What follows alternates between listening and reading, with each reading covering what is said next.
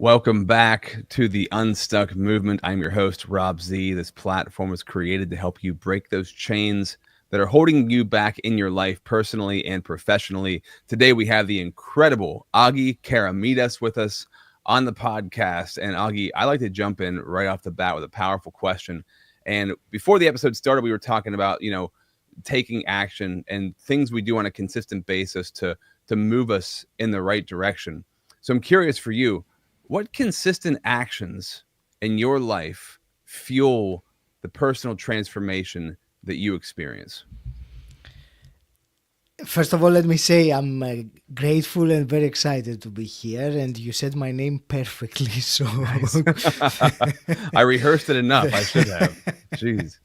the consistency. Thank you for the question. Is powerful, and I do believe that the power to change lies on very small, consistent actions that we take. So, if those small, consistent actions are empowering us or serving us, then consistency over time, this will create transformation. For me personally, since you asked about me, I think one of the most important consistent actions that played a big role to my transformation, and I think still does because I still am consistent with it, is having a structured morning routine where I do a few specific things. One of them, very important, is meditation and journaling and other things.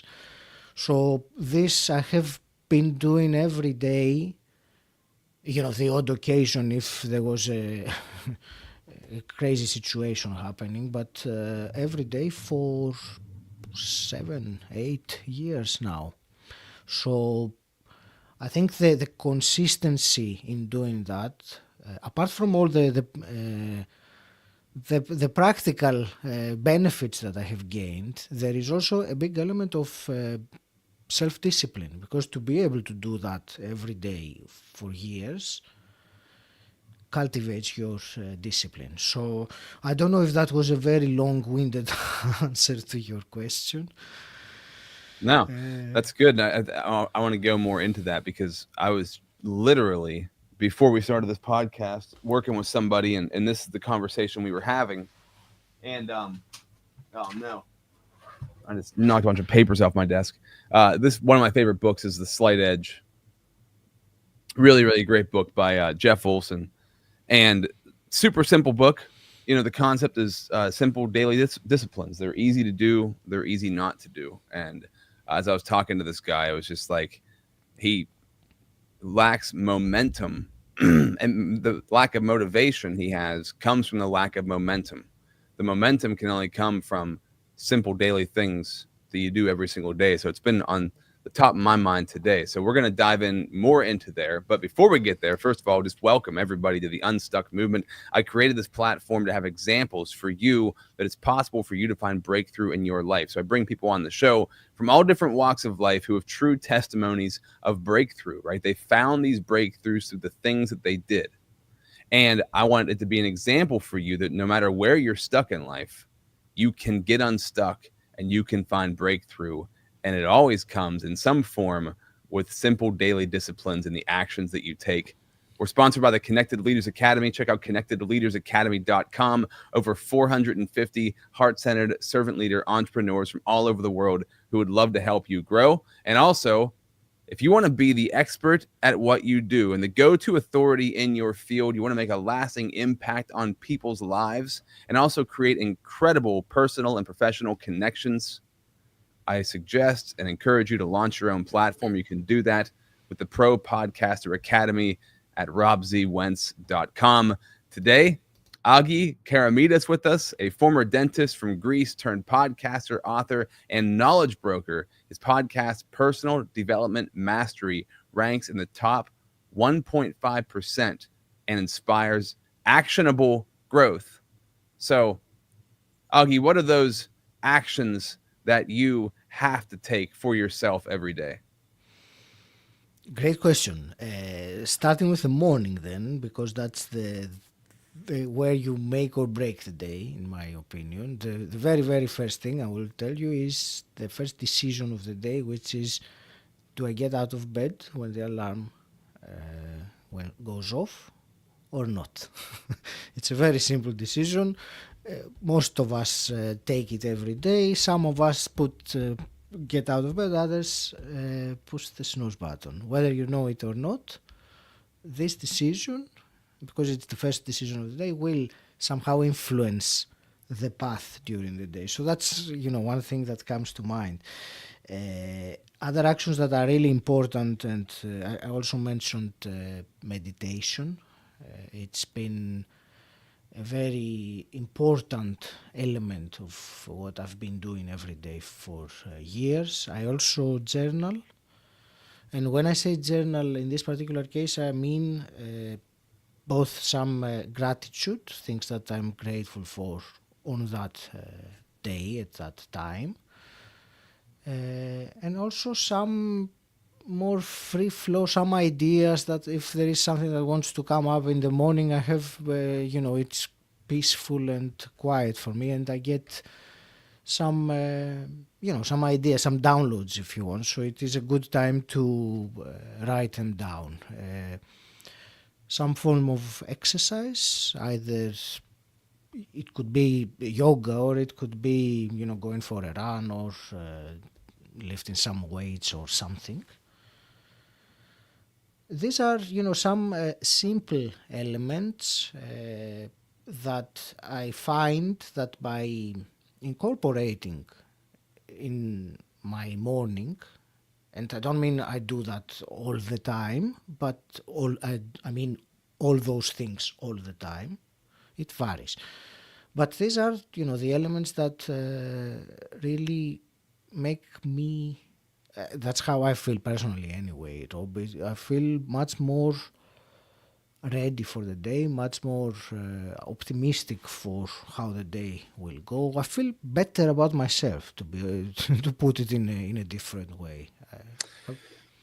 Yeah, I think that's the big theme, right? Is that it helps you to build that integrity with yourself because you're keeping these promises to yourself because these things are good for you. And you mentioned right at the beginning there a really good one, a really big one. When the alarm clock goes off, you get up, right? So, and this is one I've made for myself for this year because I definitely wane on the alarm clock. It's like sometimes I'll hit it. This morning I hit it and got up. Other days I'm like, I'll sleep for a little bit longer. So it always, there's definitely so much truth to it because it is the first decision you make. And I'm starting to be a bigger believer of this statement of how you do something is how you do everything, right? So if I'm not consistent with my alarm, then I'm not going to be consistent with other things. So I think that's really good, man. And that's a really good place to start. And also that is one of the most difficult decisions, right? It's easy to get out of bed, but it's also super easy not to. Like, it's so easy not to do it. So I think that's a great way of looking at that. That is a really great way of looking at that. That is the first decision you make all day. And I would put onto that, it can be one of the most difficult. How did this become? So I'm always curious when personal development comes into somebody's life, it comes into your life for a reason because something was not right. So what caused this to happen for you? Great question. I had just entered my 40s at that time. I had just finished a master's degree in aesthetic dentistry. So I had just invested 2 years of my life and a considerable amount of money to do a master's degree. And I found myself, instead of really being focused and willing to do what I have been learning, some very sophisticated treatments and things like that. Instead, I found myself confused. I found myself unmotivated. I didn't feel like I wanted to do any of that. So that was, the point that I started asking myself, what's happening? Actually, the first questions was like, what's wrong with me? But then I realized that it was not about something wrong. It was something else needed to happen that took me, or that initiated the journey of personal development. For me, it was that sense of, unease. There was something not right. I was not feeling fulfilled. I was feeling like directionless, like I was just doing something because I have gained momentum, but I, I don't want to be doing that anymore. And these were not, thoughts as much. It was a more of a general feeling that, I really need to change something in my life. I don't want to carry on like this. That took me to personal development. And that took me to a Tony Robbins event, which was a big, catalyst. And then that took me to launch a podcast. And, it's a beautiful journey. Yeah, I titled this episode "The Power of Curiosity" because when something is off, if we don't get curious about it, nothing's going to change, right? We can ignore it, you can push it down, and like you said, which is a really common way of thinking, what is wrong with me? I got to put all this work and all this money into something that I thought I really wanted to do, yet I'm not excited to do it all. Actually, I want to do something completely different. And if we're not curious about that and we block that, then we're going to kind of squash, where life is calling us to go. So when you got curious, because man, I'm telling you what, I would imagine, I don't know many dentists, although I have a dentist, but I would imagine somebody who reaches that level of schooling, that level of expertise in an area, and you have a solid business for the rest of your life. Are you still doing dentistry at all, by the way? I am doing only part-time. Now I Part-time. work 1 day a week. So to leave that career behind when you've put so many years into it, I would imagine people calling you doctor, you're a dentist, like that can definitely build an identity that might not be your own identity. How hard was it to let that identity go and get curious about where you're supposed to go? There are, two different things here. First, the identity, as you said, you are right. Identity was extremely strong with me because I have worked for over 20 years in dentistry. Previous to that, the reason why I became dentist in the first place was because my mom was a dentist. So she, let's say, influenced me, I will put it politely, to go to dental school.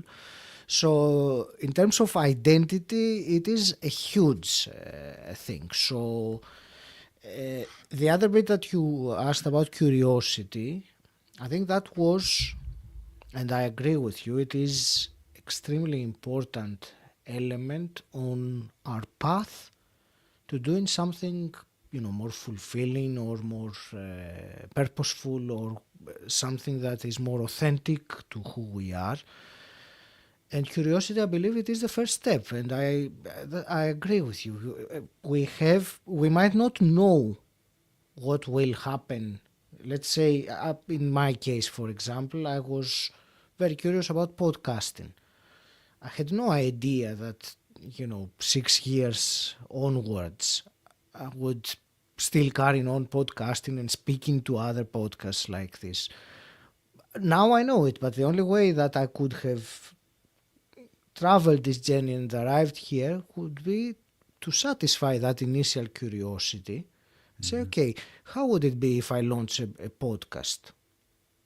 It would be very easy, saying to what you were saying earlier, it would be very easy, actually way much easier, not to start a podcast and find lots of excuses but somehow I did. I followed the curiosity. And you know what, Robbie, what I still remember, and I think that is for everyone a very good indication that there is more to that for us, was when I recorded my very first episode. I was doing it with a co-host, so we recorded our common introduction.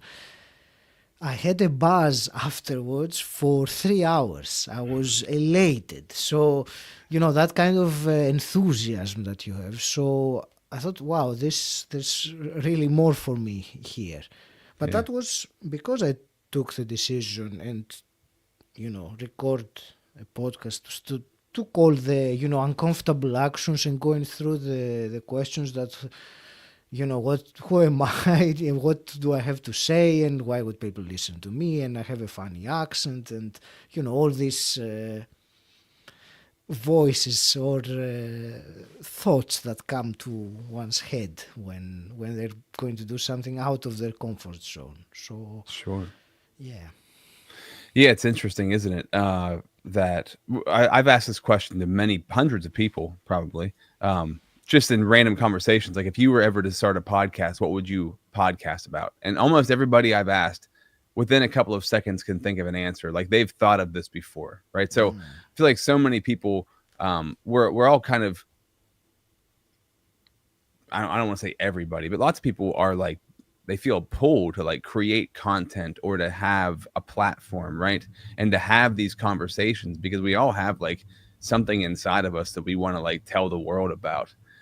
And so I encourage people to launch platforms, start it. And like you said, those simple daily actions, just slowly build it over time. But one of the things that doesn't get talked about enough is the personal development, the ways that you grow from having a platform of your own. And you're over 400 episodes into your podcast. How have you grown personally as a human being in positive ways because of the platform that you started? Yeah, there are so many ways. I'm 470 episodes next week. So let me tell you, Rob, there are so many things that I could be speaking for hours about the ways that all this has benefited me. One thing, communication, clarity of communication, being able to articulate myself, being able to listen to the other person and listen carefully and listen to understand. So it has improved my communication ability or skills both ways, tremendously. That's one thing. I have much more confidence because there is, and I don't know if that has also been the case with you, Rob, there have been times when I felt that the guest that I had opposite me I would put him on a pedestal. I thought, wow, this can I really hold a intelligent conversation for 45 minutes with this person, for example, or Brian Tracy was one example with me. And it's great when you realize that, oh yes, I can do that, that's fine. So the confidence that one gains by having, holding and leading, actually, because it's as a podcast host you lead the conversation. It's not just you participate in it, you have to to lead it and make it interesting. So that's one other thing. I would say something very important. The people who I have connected with over the years with the podcast, I have had good friends. I mean, it's incredible. I mean, two people that we had never met. We just met on a podcast years ago because I interviewed them. One was from Australia, and one time he was in London and he said, I'm here, would you like to meet? And we met, and we've been friends since. We've met many times. So it's the people, the connections, the friendships, the business opportunities, what else shall I say about the knowledge? Pure, others, the pure knowledge that I have been the recipient of by asking people questions that they had an expertise in a field, and I would ask them questions that I primarily wanted to learn, so driven by my own curiosity. So this knowledge that I received, again, a tremendous benefit. As I said, I could be going on and on with this. Yeah, it is amazing, right? And I think that the first one that you said, the communication, this is where I encourage people, like, because I feel like starting a platform like this is kind of a Trojan horse, because you get into it because of things that you want, and then you find out, wow, I'm really getting things I didn't know I needed, like how to listen better, how to communicate better, and how to. It's been such a lost art form, right? Obviously, in our society, just the ability to carry a conversation, to hold a conversation, to truly listen to people, and to focus on them. Because when we're talking to somebody, usually we're thinking about what's the next thing I'm going to say, and it's probably going to be about me, instead of wondering what's the next question I can ask to go deeper into this subject.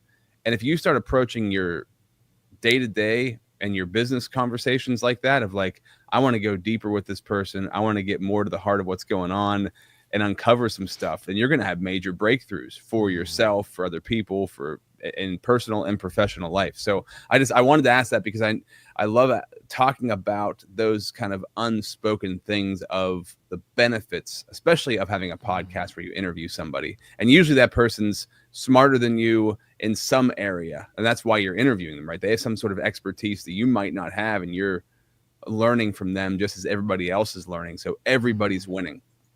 So real quick, I want to jump in to shout out the sponsor of the show. When we come back, though, I'm really curious about this.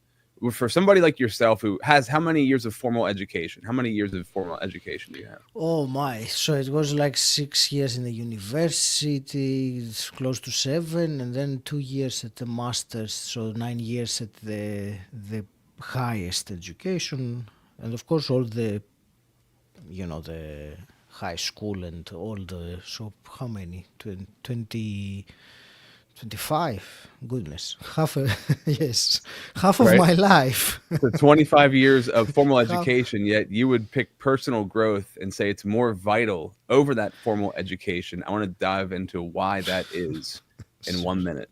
Are you struggling to make consistent, valuable content for yourself? Do you want to have an efficient and effective way to create content that attracts the people that you want to connect with in life, the people you want to build relationships with in business? Do you want to be the go-to authority at what you do, at what you're great at? Would it be helpful for you if you had a platform that connects you to incredible people in your industry? The kind of platform that gets you leads and lands you clients without you having to beat down anybody's door or blow up anybody's inbox. Whether you're already creating content or you're desiring to start and it's something that's been kind of burning inside of you for a while, I urge you and encourage you to check out the Pro Podcaster Academy. Get started right now. Join the waitlist at robzwentz.com. Hi, my name is Jose Escobar, and I'm the founder and CEO of the Connected Leaders Academy. We're a growing tribe, a community of entrepreneurs all over the world globally. If you're an entrepreneur and you're looking to grow personally and professionally, scale your influence, develop your skill sets, move the needle in your business, more clients, more money, more profit, the bottom line, and of course, grow your circle and your network like never before, join the Connected Leaders Academy today. Check me out on Instagram and on Facebook, the @ JASCO25. We look forward to having you join us. Take care. So, Agi, why would you say that personal growth is more vital than a formal education?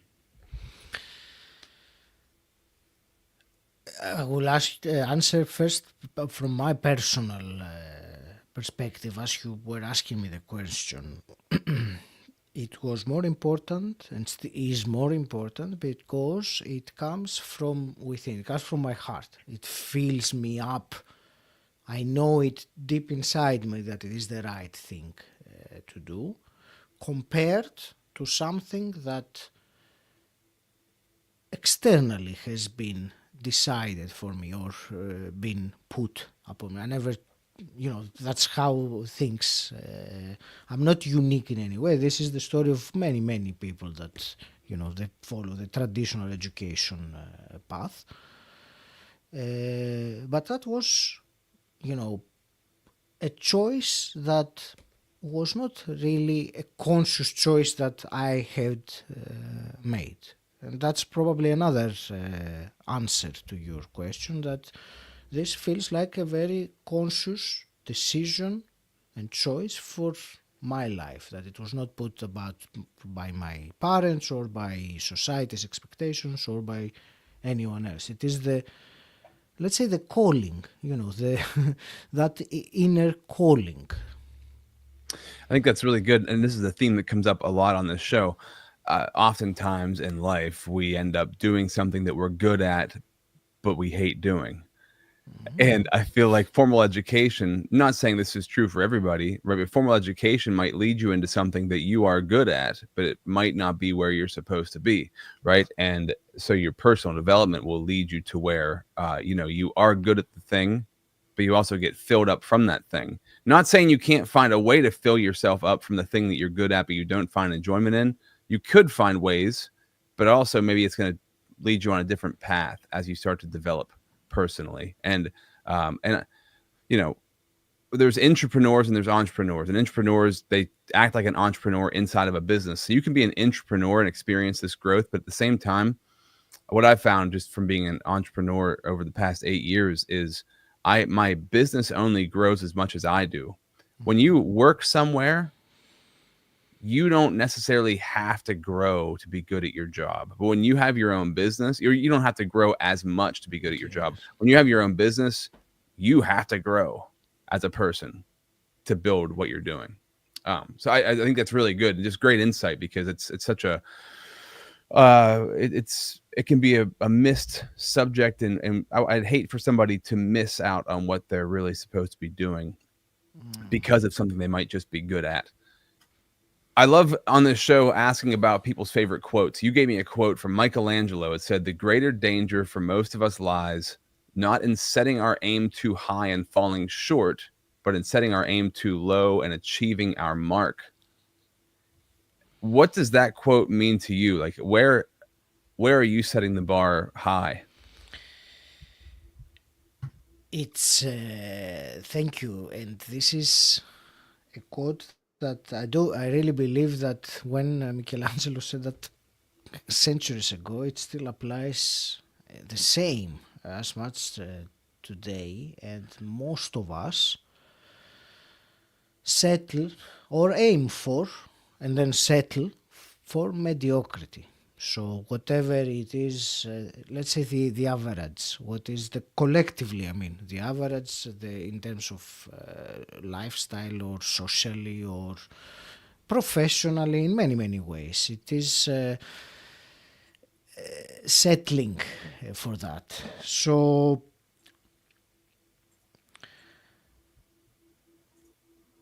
can you repeat again how I'm just trying to figure out the best way to. Where have you set the bar? Because it talks about he talks about setting our aim too high and falling short, but that means you're still gonna achieve massive growth. Where have you set your aim high in what you do? Yes, my aim, where I have set the bar too high, is in my, let's say, the North Star, the goals that I have set for myself as a person, and this is quite detailed. I can't really summarize it, but who I have seen or envisioned myself to be or become as a person, that is, and what I would have, done in my life, looking backward, and that is may not be achieved, and I hope it will. But when you have set it in a way that you think I probably won't achieve that, but it's a great driving force anyway. I think that's how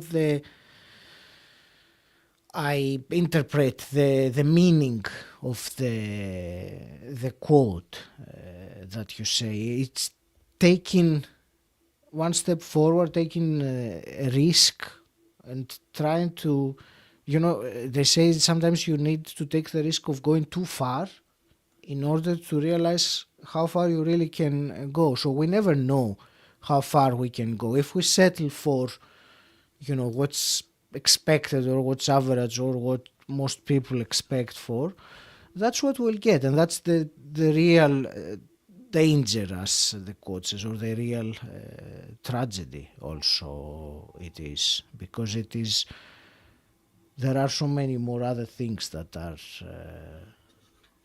dependent on that. It's also about the other people, not just about the people who stay unfulfilled all their life. It's what ripple effect that creates.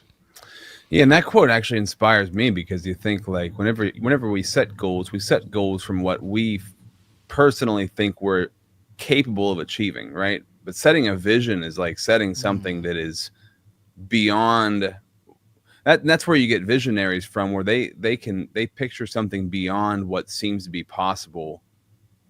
And so even if you don't even reach that full vision, you're going to achieve so much more than you ever thought that you could, because you've set something to be such a high bar, right? And I think a big vision can be crippling for some people because it's too big.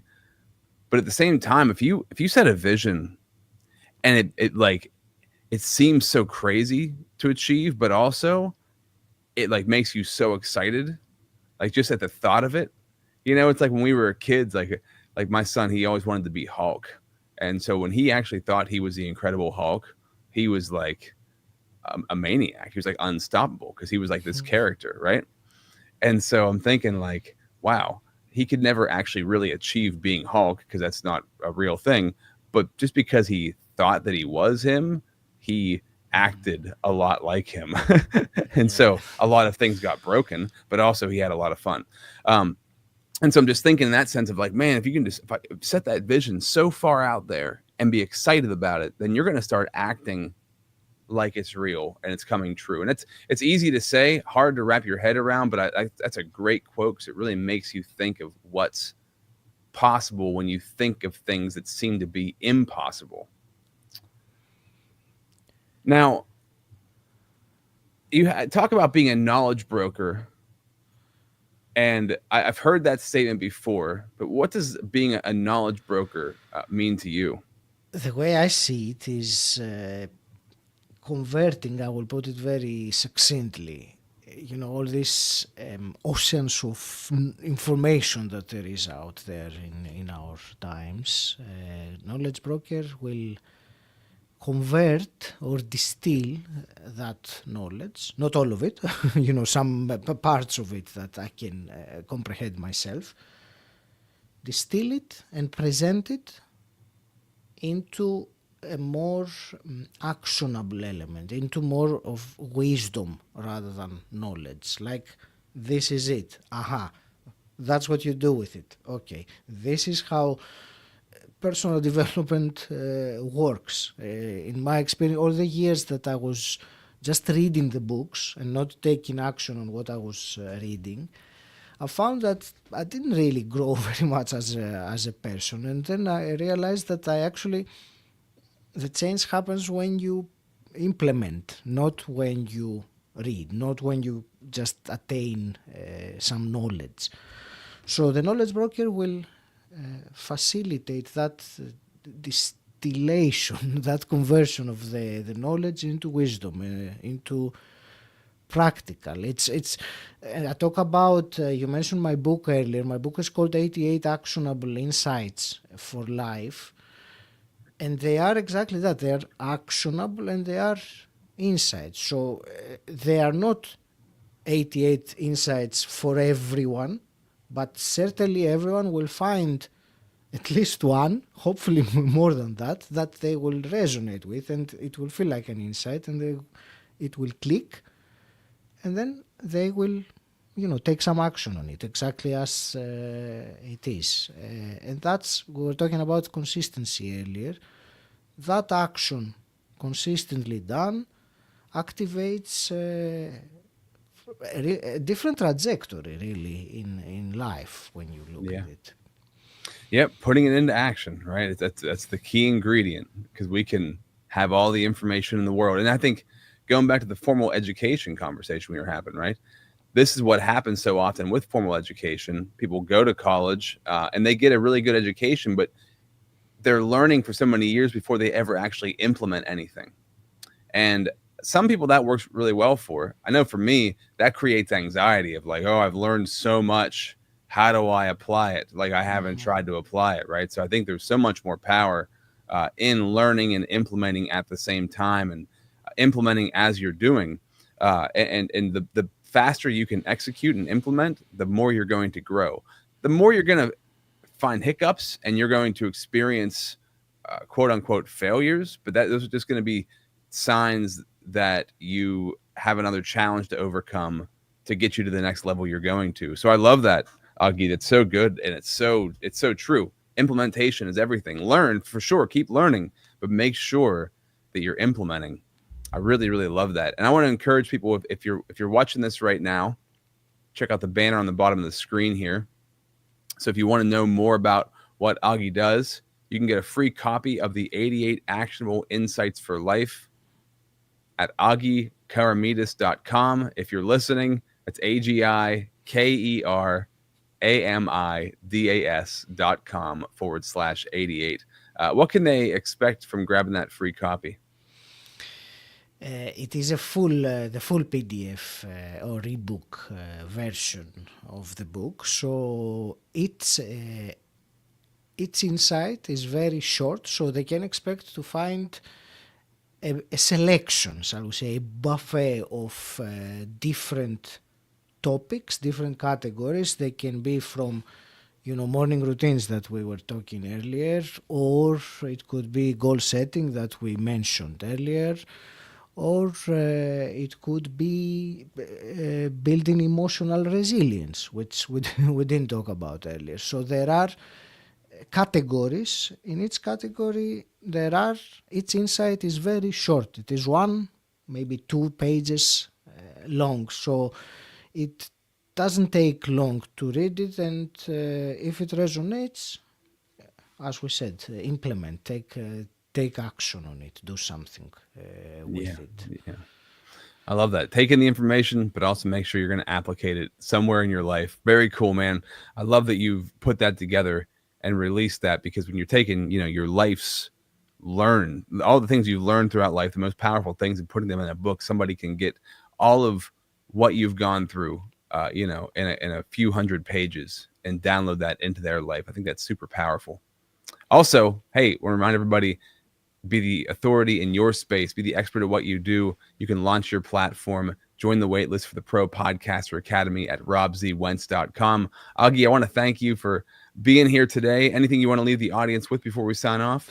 I will say, because you just said that now, you mentioned the Podcast Academy, that I will add, one of the benefits of the podcast is the book, because let's say 75% of the insights are coming from my guests in the podcast. I put about a quarter of them from myself. So that's another thing that can come to someone once they launch a podcast. So as for the final words, I will say thank you again, Rob, for a fascinating conversation. I really enjoyed your energy and your presence, and how the message goes across.